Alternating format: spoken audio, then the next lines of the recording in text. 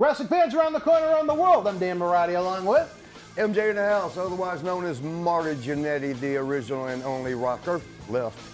If it's Thursday night at 9, you know what that means. Wrestling Insiders Party with Marty is next.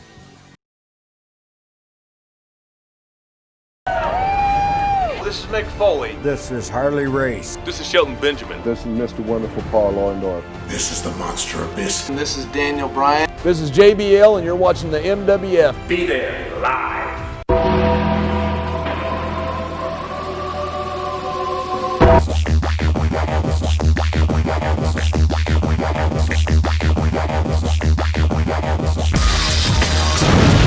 Wrestling fans, welcome to another Wrestling Insiders Party with Marty. Forget about Monday Night Raw, forget about the Wednesday Night Wars, forget about SmackDown. If you want to talk about great professional wrestling instead of that sports entertainment stuff, it's right here on Wrestling Insiders Party with Marty, brother. I agree with you 100%. Where did you get that t-shirt? I'm selling these now. I got to make a couple more alterations to it, and I'll be glad to sell everybody who wants some. Well, I know fans have inquired about both you and Tony making t-shirts we can distribute here on the show for them to show their support. Maybe we'll have to make the official Marty Jannetty Wrestling Insiders Orgasm Donor t-shirt. You didn't have to say it out loud. All right, well, people can read, Marty, at least most of them. Let them read. All right, let them read. All right. Marty, we've been having fun. We've been talking about all kinds of things as we try and go through your time in the World Wrestling Federation, trying to break it down. As usual, it takes many twists and turns which make this program so much fun. We're going to go back, continuing to the summer of 1988 when you and Shawn Michaels debuted in the World Wrestling Federation a year after your one-day stint with the company. Another gentleman that debuted in the summer of '88 to try and freshen up the roster was, he had a few different incarnations. At first he was known as the Blue Angel. No, Owen Hart, yep. Yeah. Owen was a good one, man. Me and him were real close. Pretty much the whole Hart family, you know, good friends with. Everybody is. Everybody loves him. Owen and I, there were times that, how do I say this in a nice way? Shawn and I had to take a break because we roomed together. We rented cars, we rode together, we ate together, we partied together on wild nights. Well, I can't say that because he's married now. But there was wild nights. I mean, we did that together. Well, he wasn't married then. That's what counts. Yeah, but, you know, he's got family now. They don't need to hear that. But anyway, we were together 24/7. All the boys, all the tag teams, like the Rougeau brothers, the Davey and Dynamite, you know, the British Bulldogs. Who else was in there then? It was like 3 or 4 tag teams. And they all come up and said, oh, the Hart Foundation. They said, like, man, y'all ain't going to be able to keep that up here. Because, meaning the WWF at the time, they were doing 30 and 40-day tours straight through every day. And if you're around each other 24/7, you're going to get on each other's nerves a bit. And so, but we didn't bother us for a long time. First year or so, we went right through it.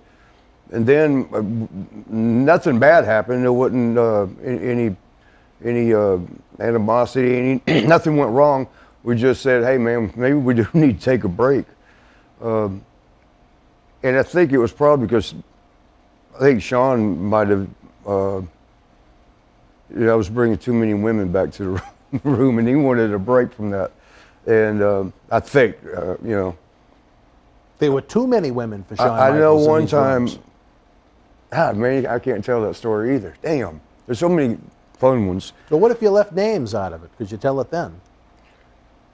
No, because, not now. Not at this point. But, yeah, so Owen Hart and I always, got along great because he loved to play jokes too. And, Rivers, they always seemed to bond together. That's right, me and Steve Lombardi and Davey Boy. That's the first night I met him, is how we got along. We were writing, I think, Rick Martel or Tom Zink, somebody didn't show up. I remember there were the Can-Am connection or something. Actually, I know what happened, but I'm definitely not telling that story. But oh, you're going to leave him hanging, Marty.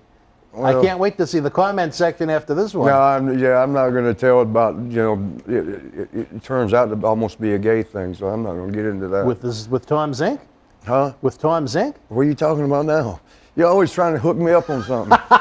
No, I wasn't sure who you were talking about in that thought. Greg Valentine, the Hammer Valentine, told me this story. Annie's so friend. Now, if I can, I'll ask eating Annie. Greg told me. Yeah.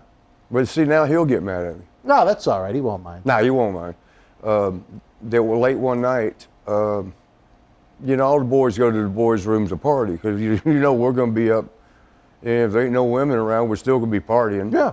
And I think they went to get. Now I wasn't there, so this is something I was told. No, I'm not going to tell that. Oh, you started, Marty. It's Party with Marty, brother. Yeah, but that's beyond partying. Well, after the story with you and But Johnny so what had Polo happened was- with the telephone, okay. Oh, we didn't tell that on Oh, camera? you did, yeah. On camera? Yeah. Oh, my God. Damn, I got to stop breathing. So anyway, what Greg Valentine said was... So what had happened was they went to Tom and Rick's room. Mm-hmm. And, to get them to, see if they were partying. If they weren't partying, the guys got what they call bait to get women. Those two could get the women. So I think they were going to get them for bait, to attract the women. Mm-hmm. I don't know. I wasn't there. I was just told. And when they got to the room, the do not disturb little placard thing you put on the outside of the door, unless you want to be disturbed. When that door is shut, it's slung around, and it got between the latch, so the door was just pushed right open. And now I can't tell the rest. Oh, Marty, come on. What was going on behind the slightly open door? How do you like this hat, man? It's the Braves, Atlanta Braves. Well, friend the prodigy Matt Degnan thinks it's going to be there, yeah. Matt Daddy knows this shit, I'm telling you. So what about the hammer? Greg Valentine knows this shit. Yeah. By the way, this is week 3. I got the same pants on. But we're doing these like in one day. Were there any orgasm donors in the room with the latch that was open? It seemed like somebody was talking about, there was nightclubs used to be named weird things, but it lets you know what kind of nightclub it was. One was called the Brown-Eyed Jacks, and there was another one called Slide 9. Slide 9. Yeah, in Columbus, Georgia, we had one called Deep Purple. Deep Purple, really? Yeah. Well, maybe that's where Velveteen Dream hangs out. Could be. I'm sure he's been a deep 9, but... But I think something like that was going. They were trying to make their own club in there that night. With Tom Zink? Huh? Why you got to throw a name in it? But I misunderstood what Greg's story was. I can't tell this. It was Zink and Martel? It was but they were the two in the room. Yeah. Coming to the room was Greg the Hammered One, and that's my name for him. Me and him are good friends. So Greg was going to the Can-Am Connections room. him and Don Morocco, and it was one other person, I can't remember who. But and the door wasn't latched, and they probably did not need for the door not to be latched. Can I just leave it at that? Was there filleting going on? Or? I don't even know what that word means. And I'm a You got sex fiend. to ask Lanny Poffo about that. Oh, that kind of stuff. Okay. Now, according to them, I say them, Greg. Yeah. Nothing happened because as soon as they bust through the door, you can see the boys doing that. It was like a surprise party, yeah. I think they said Martel had jumped out of that bed and back into his own bed and threw the covers over. So nothing, as far as, but. I heard that about Rick. Well, and Zink quit after that because they were ribbing the shit out of him. Oh, really? Yeah. But he left very abruptly. Yeah. And they were going to get, why. Martel and Tito wound up getting the tag titles. Yeah. What were they, the strike force? That would have been the summer of '87. They were strike force, yeah. I remember in the Garden, they had a big program with Haku and Tom of the Islanders, And when they had their month at the Garden for that program, it wound up being Rick and JYD against the Islanders, July of '87. So now we know, man. for any fan that was in the Boston Garden in July of 1987, the night Bruno Sammartino took on the Honky Tonk Man for the Intercontinental title. That if happened? you want, yeah. I didn't know that. Damn. If you want to know why JYD replaced Tom Zink, we have a pretty good idea why. You didn't hear it from me. From Greg Valentine. Yeah, I was the voice of Greg coming The voice through. of Greg. Well, I The tell you. hammered one.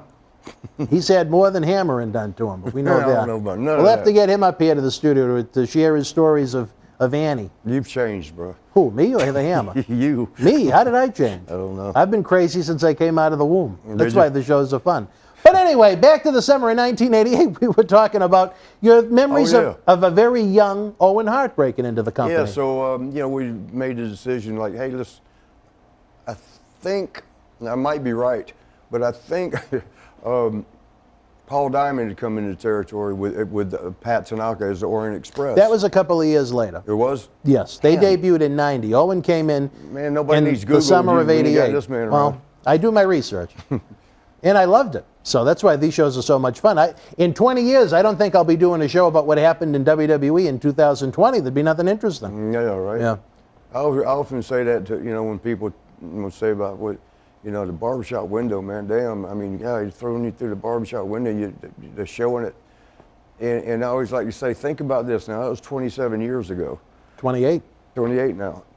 Think about anything that's happening right now. Do you think you'll be talking about it in 2050 or whatever, 28 years from now? Do you think you'll remember it a year from now? Yeah. And granted, everyone's going to probably remember the craziness that was the coronavirus time. Yeah. But as far as what's going on with the actual wrestling, I mean, come on. I remember maybe how disappointing it is when they have such great athletes, but the creative is just the shits. But anyway, we don't want to job out our good friends at WWE. I tell you this, their production value is the state of the art. There is no other form of sport or entertainment that does what WWE does. When they're in regular venues, regular arenas, what they do is first class, top notch. Whoever comes up with the stuff is brilliant because others copy them. Yeah. In fact, when the first time when Vince had the what was it? XFL. Remember he had the cameras coming around? And look who stole it. Yeah. Yeah. I don't know if they stole it Well, they or borrowed it. Creative borrowing. Creative borrowing. There you go. Yeah, I couldn't say that right. Yeah, no, it's a first-class operation. I Yeah. just think there's many millions of fans that have drifted away from our industry would like to come back to a more interesting wrestling-based product as opposed to something that insults their intelligence. I'll give you a great example. Right now on our screen, we're getting ready. The day we're taping this is the day of NXT TakeOver. Saturday night's main event on NBC. Those NBC specials, WWF was so hot, they replaced Saturday Night Live about every 6 weeks or so. Drawing, I mean, you're talking about sometimes, forget about 7 figures, 10 figures. The night they did Hogan and Andre on NBC, 33 million people. Do you know why we lost Saturday night's main event? The ratings, no? What was the matter? Now, we're talking spring of '91 at this point. From what I heard. Yeah. I was told, I wasn't there, but what was it, Dick Ebersol or Dick Ebersol, yeah. Ebersol. It's kind of, I don't know if I say widely known, but it's kind of known that there's a lot of gay people in the television industry. Nothing wrong with that. I mean, my friends, No. I ain't talking you down. I'm just saying. It's widely known. Sort of like the airline stewards, guys are The all male it's like a ones, little yeah. family. Yeah.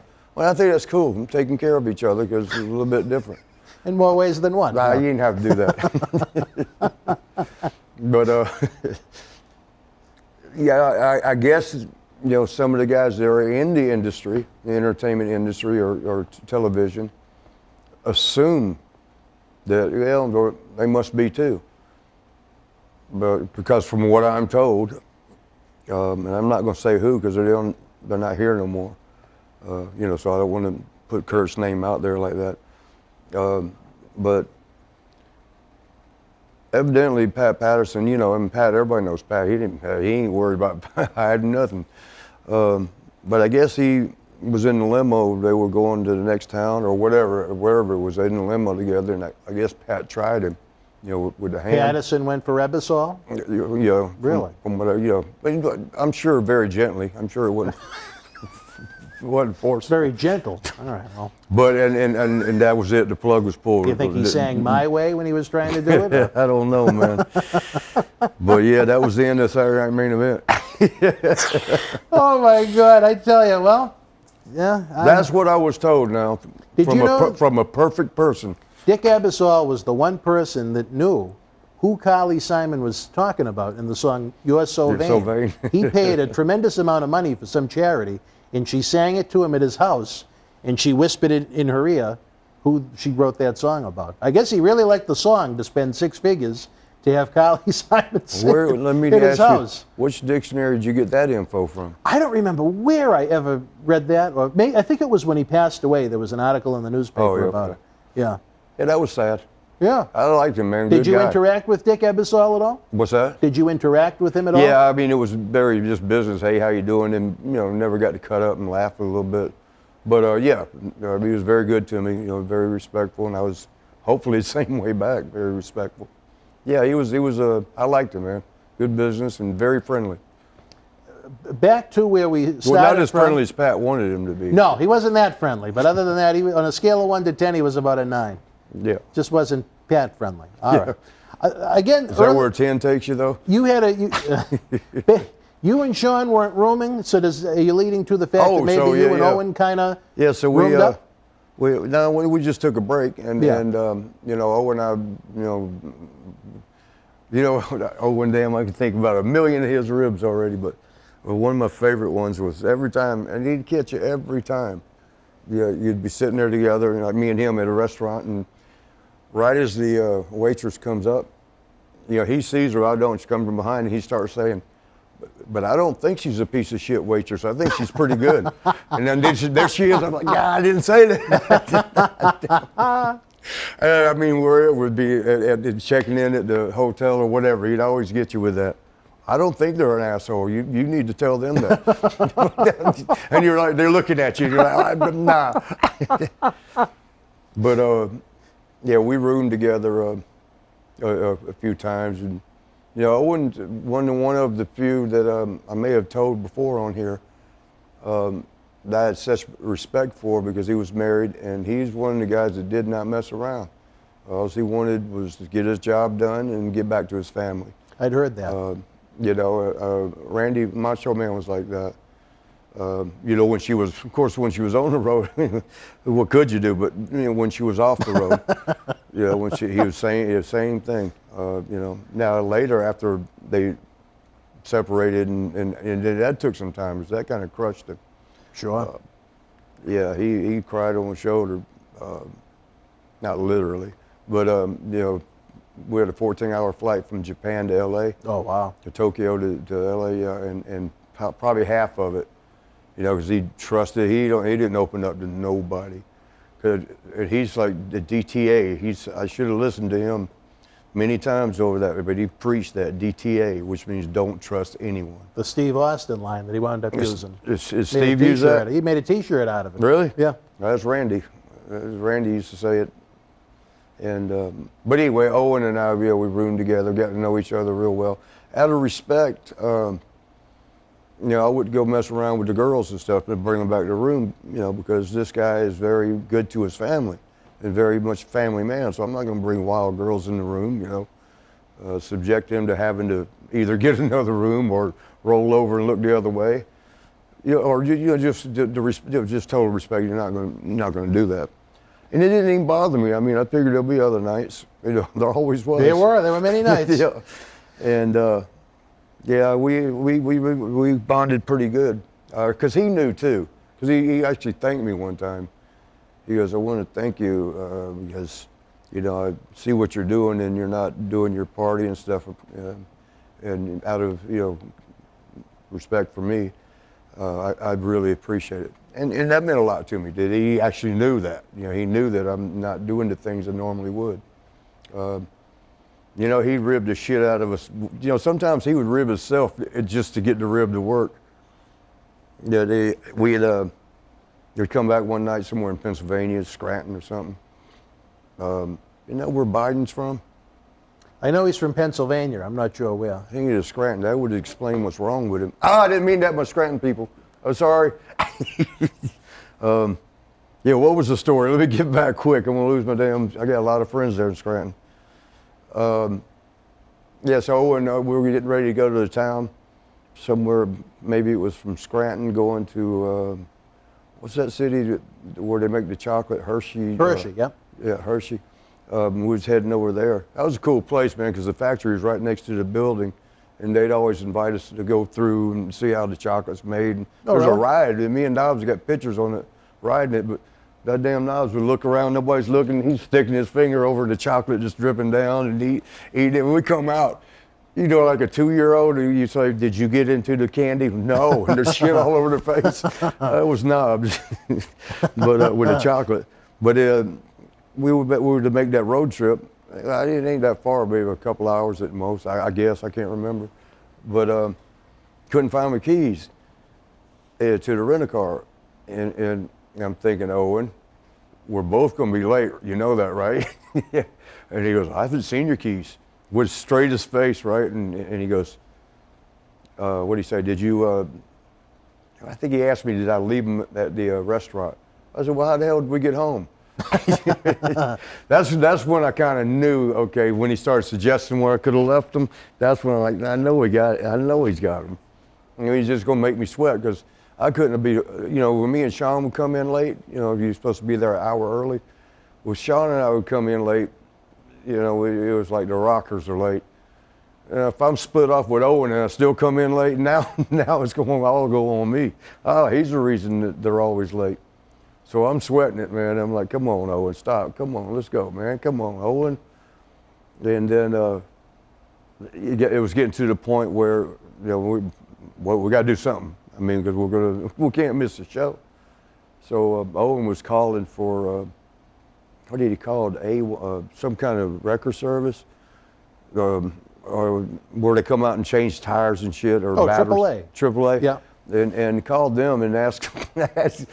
This is when I like, motherfucker, Owen. He's calling them and asking them, could they come help find their keys? And it's somewhere in the hotel room, but we can't find them. He's calling AAA asking them that. Come help us look for the keys. and that's like, God damn it, Owen. That's funny. And then Owen's like, he's enjoying it, and he leans back to laugh a little bit. And when he hit his bag accidentally, you hear a jingle. Jingle? Ching, ching. And I'm like, Owen, what is that right there? And he goes, when did you put them in my bag?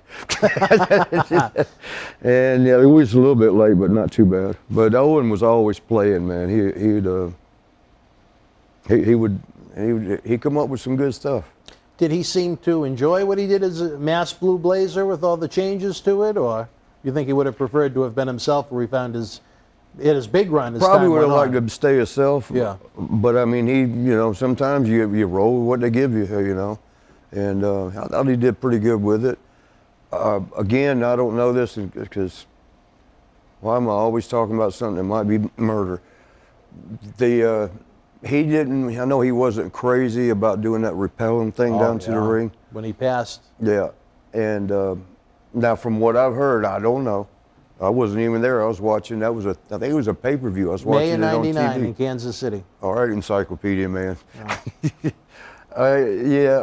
In fact, I think it was like third or fourth match. Second.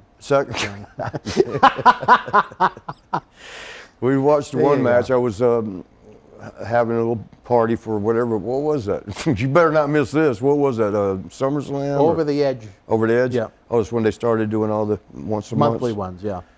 The first match went off, and then I had to go to the bathroom. Imagine that with my Flomax. And then I come back, and the screen's black. And I'm like, you know, I asked the people who were there, what's going on? And They had just a wide shot of just the crowd away from the ring for a long time when they were trying to figure out what to do. Well, down there in Florida, Tampa, we were at, it was black. They blacked it out? Blacked out, like sort of like that screen there. Mm-hmm. And then I think you're right, to come back and there was a crowd, but not the ring or whatever. And, then who called me? The Stone Cold, somebody that was actually at the event, was there. It might have been Steve, but I'm not sure. But somebody called me from the thing and told me what happened. They said, man, Marty, Owen's dead. Owen's dead. And I mean, they're not saying anything but that. And I'm like, what are you talking about? And he said, I don't want to cry here, but, he said, because I knew as soon as he said about the repelling that you didn't have to say no more. And then I said, well, I didn't see it, and they didn't. I don't know if they showed it and then blacked it out. It was never on. It never made TV. They were doing when it was live. It was rolling a pre-tape. He started. They were getting ready to descend, and it was before they came back from the break that it happened.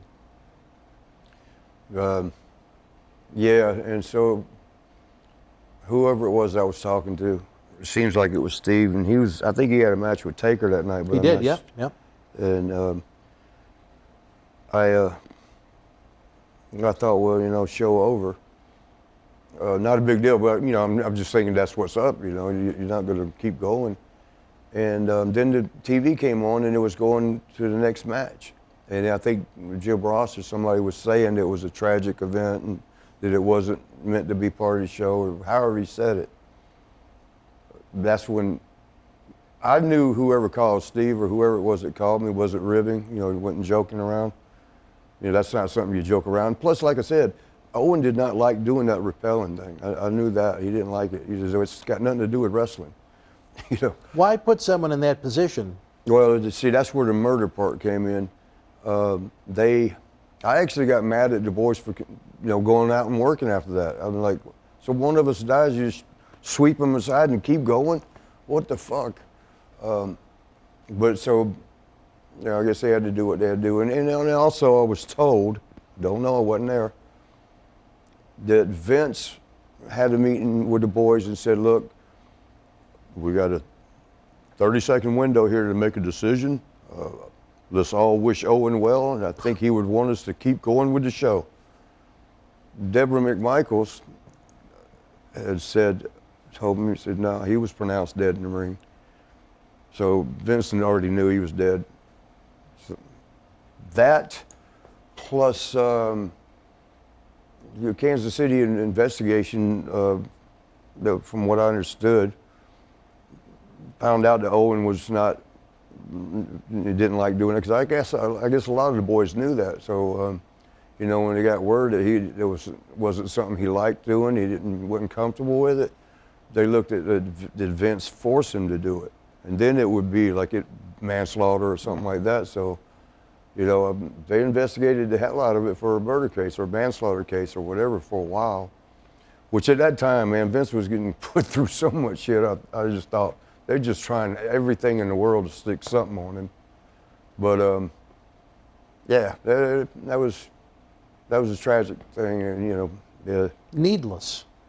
Yeah, it wasn't like it was a spot gone wrong in a wrestling match. Well, there was no point for that man to be up there. He did the Blazer thing. I actually thought crap of Sean too for a minute, because remember he come repelling in that WrestleMania 12 spot. Yeah, when he came down from the top of the Anaheim it's beautiful. Pond. I mean, it's iconic. They still show it. It's a beautiful shot. But I was just sitting there thinking, our friend Owen died like that, and it's like, you don't care, I'll do it. But it wasn't that. I'm just saying that it just felt weird. Just like it felt weird for the boys to continue to show that night. I remember Paul Bearer, who was in the main event with Undertaker in Austin, here in the studio. He had a very in-depth version of that night too, and it tough. What was his? Because he was there, I think. Oh yeah, he managed Undertaker in the main event. Right. It was Steve, right? Yeah. It's available for our great fans over on the Patreon channel. We have some clips on YouTube of it. But I believe he was of the belief that Owen was not dead when they wheeled him past the guys. Yeah, they should have had a picture in the USA Today. Remember that newspaper? They had a picture of him with his arm hanging down with the gurney thing. Oh, I've never seen that. Yeah, I started crying in the store because they made it all real. It was real anyway. Yeah. But to see it in the newspaper, I went It was like an Albertsons grocery store, and it was about 2 a.m. and I'd been partying, so I was hungry, and it was just going through to get some food, and newspaper, it might have been 4 or 5 because that next day's newspaper was out already, so probably closer to 5 in the morning, and I looked, and right there on the front page, it was in the corner, it wasn't the whole page, but, and man, I'm sitting there, shit, about to do it again. You know, seeing your friend there in the newspaper like that, it got me. It's sort of like right now. In the grocery store, and these people are like, I'm sitting there in front of this magazine, bent over like this, and probably even had tears at that time. And people are looking like, what the hell is this guy, you know? And I think one lady, like, are you okay, sir? Something like that. And grabbed it, and I said, this is my friend, and pointed at Owen. Damn, man, let's change the subject, shit. So remember that time Howard Finkel was trying to change it quick as I can. Well, it's just we've lost a lot of the great brothers over the years, and they're all tough. Oh, you're just going to stay right on it so I can think about more. Well, and I don't want you to be upset, but you know, he's someone whose memory deserves to be honored. He contributed a lot to our industry. He was a good person. I think what's really nice is that his wife, Dr. Martha Hart, is doing so much great work with the Owen Hart Foundation up in Calgary. So the fans, you know, maybe we can put a link up during this episode how you can make a donation and find out more about what they're doing. It's a great way to carry on his legacy. I know there's been a lot of problems. Recently, a lot of Bret Hart's content was removed from WWE Network, and I'm wondering if that was in part because of Martha Hart. I don't know. I haven't spoken to anyone from WWE about that, but she's been adamant that he doesn't go into the WWE Hall of Fame. Do you think? Who? Owen. Do you think he should be enshrined, or do you think they should respect her wishes? Well, just so in case more tears come out. Well, kayfabe, baby. Yeah, I would say yes. I mean, he gave his life for it. Who else has done that? Well, it seems from Martha's point of view, he gave more than enough, and that's that. So it's sad for the fans that enjoyed him so much, but there is the Owen Hart Foundation. What? All right, well, What? I didn't know anybody see me crying. This is an interesting I wasn't show. crying, though. It was just a tear. We go from Mr. USA Tony Atlas on Tuesday to our friend here, Marty, on Thursday night. You know, I think maybe we should just keep this episode as is. I think maybe we should just maybe an early look at Owen. Do you have any final thoughts? I know you shared some fun ribs that you had with Owen over the years. Maybe where we're talking about 1988. Anything that stands out from when you first got to know him, when you guys were both new to the company? Well, one more with Owen, because and it would be here in Boston. You had that, what was it, Howard Hojo's over there in Revere or something. Yeah, the Hojo's, yep. Yeah, we used to, when you got recordings of it, somebody somewhere still has. Owen would make prank calls. He'd call people up, and he would act like a pizza delivery guy. Just checking to make sure I've got all your order now. I've got a pizza, thick crust, and pepperoni, and you got some cheesy sticks. And you could hear the person, I didn't order nothing. He goes, well, sure you did. I'm reading your order off. And then he'd read the number. And he's just going through the phone book, getting numbers. and oh my God, he would have them so riled up. Like one of them hung up. He waited a few minutes. He'd call back. He goes, do you want the pizza or not? And the guy starts screaming and cussing. He goes, look, I'm just a kid trying to make a living. You don't have to yell at me like that. Do you want this pizza or not? I mean, even like a bunch of people. We did that to a whole bunch of people. He'd do it to the boys too, wouldn't he? Probably. Yeah, in their rooms. Well, I know me and him used to would sit in the room and call cabs, like 3 or 4 or 5 cabs, to send them to Sean's room or wherever. Yeah. Well, but in '88, the only other thing that I can remember was that right now, I mean, if you mentioned something, I'd be like, oh, yeah. It'll come up as our series goes on, I'm sure. Yeah. Sometimes the strangest things trigger memories, but. Yeah, and that's true. Like one little thing. That's why when I'm doing the book, writing the book, I like writing it because it takes time with my slow ass. And as I'm writing one memory, it sort of unlocks all the memory files to, oh yeah, you remember this happened, how did that, and that caused this. Whereas if you're just talking it, you blow right past it. But Well, maybe some memories and thoughts will come to you by doing the show. I know when Percy was here, he said it was almost like therapy sometimes. Different thoughts would come to mind, and it would lead to other memories and other Yeah. experiences. So maybe it'll even help with the process for the Party with Marty book. Or what is it, MJ in the House you're going to call it? I don't know, MJ in the House and right. something to go with it. Don't call me murderer or something. Well, no, we don't want to go there. All right, wrestling fan. Oh, I know one thing. It was, and it's more business. All right. It was our climbing up to the top. We started with the Conquistadors. Right. And that was great, man. They were so good. Jose Estrada, Luis Rivera, great workers, great for us. And we had some great matches all over the country. You must have worked dozens and dozens and dozens of time from the spring into the fall, the summer into the fall. Yeah. I mean, every night, Yeah. outside of a few rare occurrences, Yeah, it was and- Rockers and Conquistadors. And the one problem and we learned that there, when you work every night with the same people, you start getting so comfortable with each other that your facial expressions go away. You're like, you take the arm bar, but you're just kind of mechanical, just going, you're not putting the imp and all that. But because you're so comfortable, you know what you're doing, and you're doing sort of the same thing. But I forgot, Nick Bockwinkel or somebody pointed that out. He was an agent at that time, Yeah. right? Yeah.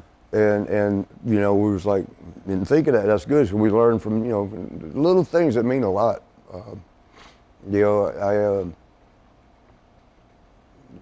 Now just sticking on the little things mean a lot. When I teach my kids with the tag team wrestling, you know how you tag the guy and he comes off and chops he's got the arm twisted.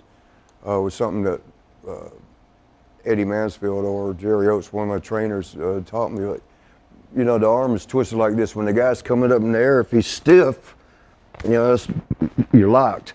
So the guy that's holding the arm, when you get there, turn it onwards, under. So when you hit, if it's too stiff, I mean, it's just little bitty things like that, right, Matt?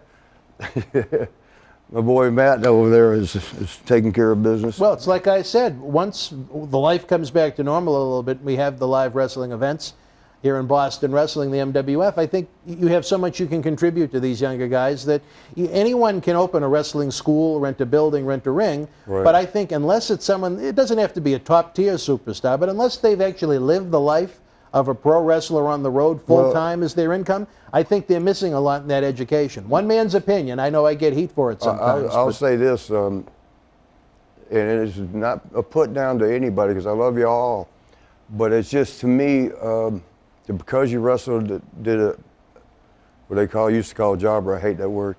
But an enhancement match from WWF once don't mean hey, I can go open a school. I was with WWF. Or even worse, just doing indie shows. Yeah, and you're teaching, and I always say you can't teach what you don't know. Thank you. Someone that agrees with me at least. Yeah, I mean, and it's not really their fault because nobody told them, no, man, no. That'd be like me, in my first year of martial arts. Black belt, just getting a black belt is not really a big deal. Anybody in martial arts will tell you that. It's just learning forms and stuff. It's when you get up to second and third degree that you're actually dangerous. But it'd be like me, okay, I got a black belt, and now I'm gonna open my own school. Shit, I still got a ton to learn. Long ways to go. Yeah, a lot to learn. How am I gonna go run a school? All right, wrestling fans, if you want to continue to learn about all the great stuff we're doing here, follow us on our social media platforms. Head on over to bostonwrestling.com. Again, we have the ultra cool WWE t-shirt bundle going on for the same price as WWE Shop. You can get a shirt, a shout out from Tony Atlas on Tuesday nights, an autographed photo, and a cup. We've got great cameo style videos that are going to be available with Tony and Marty. We're trying to get Marty back for more live streams. We need your support for that. If you're watching the premiere on Thursday night, it's down there. My buddy Slick Rick, Maria, Stoney. You click that little Oh, gray... you ain't gonna sing? The little gray button, not this time. I can't do it every week. It'll lose its charm. The little $sign, click it, send us a tip. And we're doing great work here, Marty. Don't forget to tip the bartender. Did you spike this? I did not. It must have been Howard. He's been known to do that. Mac Daddy, did you spike this? All right, for my good friend, the future Hall of Famer, Marty Jannetty, I'm Dan Marati. Don't forget, Tuesday nights with Tony at 9. We'll be back next Thursday, 9 p.m. with Marty Jannetty. Give us a big thumbs up, subscribe. See a reminder. We'll see you then. Stay healthy and be well. Rocket.